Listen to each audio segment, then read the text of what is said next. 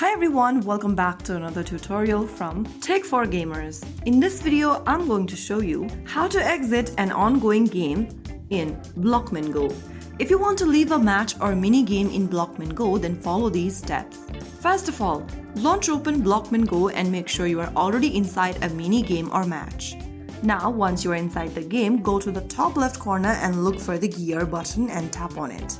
Once you're inside the gear menu, that will take you to the settings tab, where you can go ahead and tap on the logout button at the bottom left and confirm the logout by tapping the confirm button. Soon after you do that, you'll be able to log yourself out of the mini game. Leaving a game early may cause you to lose rewards or progress. If you are in ranked or competitive modes, exiting may result in penalties. Always exit using the in-game menu to avoid connection issues. That is how you exit a game in Blockman GO easily. If you found the video helpful, don't forget to like, share and subscribe to our channel. I will be back again in the next episode. Thank you for watching.